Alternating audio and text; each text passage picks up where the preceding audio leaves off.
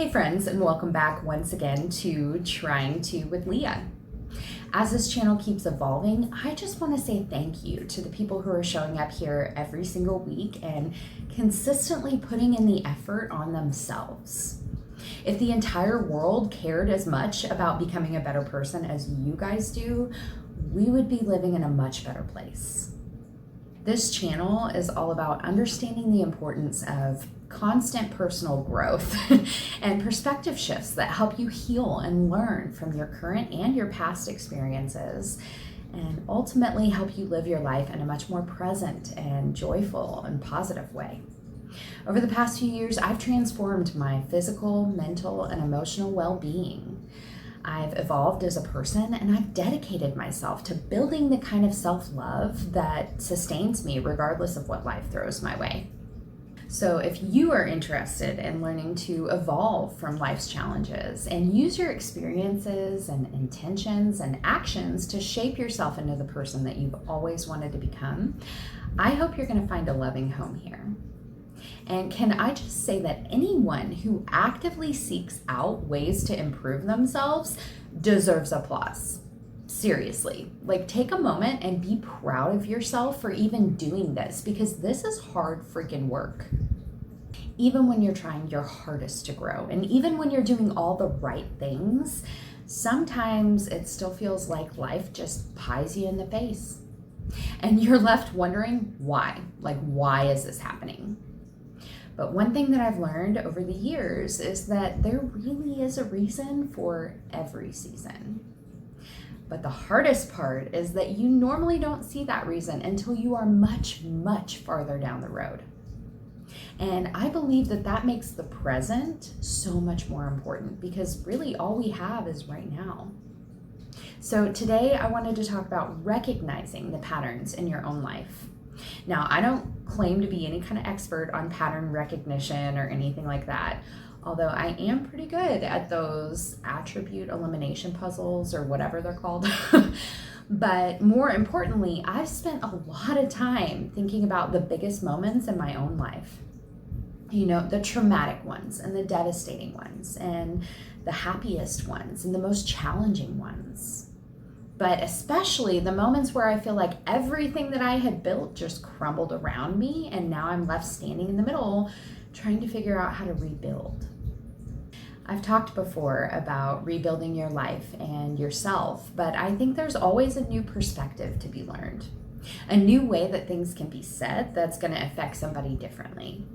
So I'm always hopeful that somehow, some way, I say things in just the right way so that somebody gets what they really need from it so that they can make a positive change. When I look back now on the challenges that I've been presented with in the past, I noticed an interesting pattern. The details changed, like the people and the jobs and the circumstances, but the same lesson kept showing up. It was the same challenge, and ultimately it was the same opportunity. It was like life kept asking me the same question, just in a different way. And most of the time, the question was, are you ready to make a change? Maybe it's a change in what you're willing to tolerate or a habit that you've been meaning to break. But it's always an opportunity to make a better decision and change how you respond. If you really look back over your own life, you'll start to see patterns. You start to notice the same kinds of challenges presenting themselves over and over again under different circumstances. And for me, a lot of those lessons showed up in my career, but I can trace them all the way back to my younger years.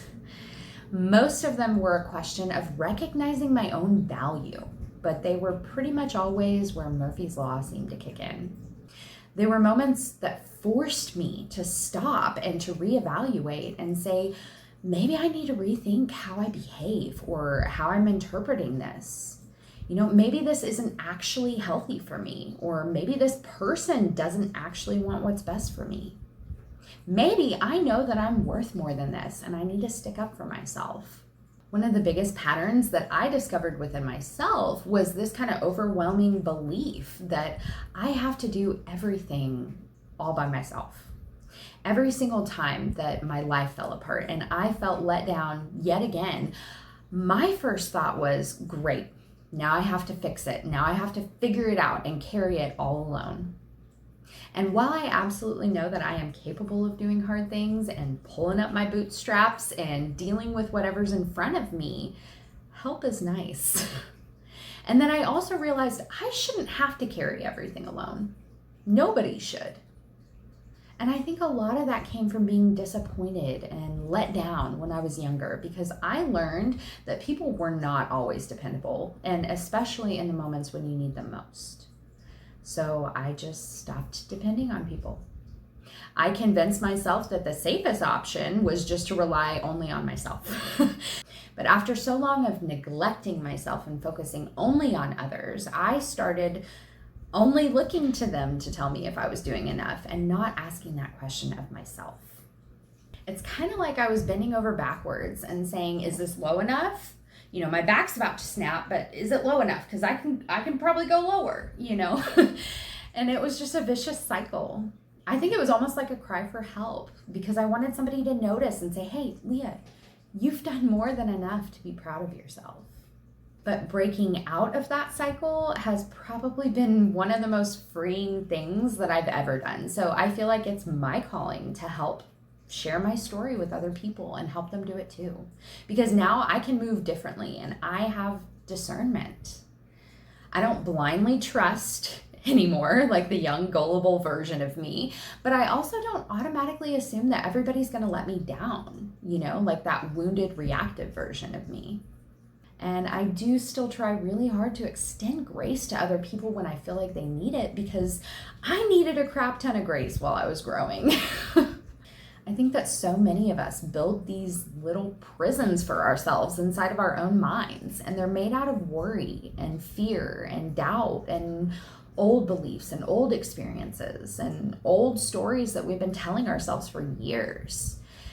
And then one day, if you're really willing to look at yourself and your own story, it's almost like somebody turns the lights on, you know? You start seeing patterns and you become aware of just how much suffering you've actually been creating for yourself. The self-induced pressure and anxiety and worry and dwelling over things that you can't control, you know? You start recognizing your own thoughts and your own patterns and your own reactions and behaviors and habits. And instead of just reacting, you start intentionally choosing from there. And that's how you start changing. I also realized how little I was actually living in my own life. You know, from the second I got home from work, the TV went on and I went scrolling on my phone. You know, I was escaping from my day. I wasn't really relaxing or anything like that. I was just kind of distracting and avoiding. I was avoiding anxiety and avoiding overthinking and processing uncomfortable emotions, you know? I was just trying to make it until bedtime so that I could sleep and recharge. And I think a lot of us do that without even realizing it. You know, we're not actually living, we're just distracting ourselves from living. But once I started practicing being present in the moment, I feel like my entire perspective on life changed. You know, you start noticing things differently and you experience things with more awareness and you start acting with more intention, you know, choice by choice and moment by moment. I also started noticing that my own reactions were a little over the top in certain situations, you know? And in those moments, I started asking myself, why did that upset me so much? You know, is this tied to something that I've experienced before? And is this just kind of triggering me? Or is this something completely new? You know, what feelings does this bring up for me and why? And here's the essential part, because at this point, you usually come across the lie. Like, it makes me feel like I'm not good enough, or it makes me feel like there's something wrong with me. You know, those are lies. You are enough and there is nothing wrong with you. So once you recognize that, you can ask, how can I respond differently in a way that's healthier for me? You know, how can I show up for myself? I'm a huge believer that everything that you experience can be an opportunity for growth if you let it. I know that there are painful, heartbreaking things that should never happen in life, but when they do, I also know that every single time they provide you with a choice to change or stay the same. They provide you with a choice of how you want to change if you do. Whether you let your experiences become bitterness or you turn it into wisdom, whether you let it become fear or you turn it into courage, or whether you let it become another mental prison for yourself, or the thing that finally sets you free, the choice is literally yours. And that choice is presented to you literally every moment of every single day. All you have to do is take it. So this week's challenge is actually going to be a double whammy. First, I want you to practice being more present. So after this video, put your phone down. Turn off the TV for a little while and spend some uninterrupted time with the people around you, or just spend some quiet time by yourself. But pay attention and notice what's happening around you. Is there beauty that you've been overlooking? Is there peace that you've forgotten to appreciate? Is there something that life might be trying to teach you right now in this moment? And second, spend some of that quiet time reflecting on the patterns in your own life. What challenges keep showing up for you? What lessons might be hiding underneath those challenges? And are there beliefs that you're still carrying that don't actually benefit you anymore? And are you ready to make that change?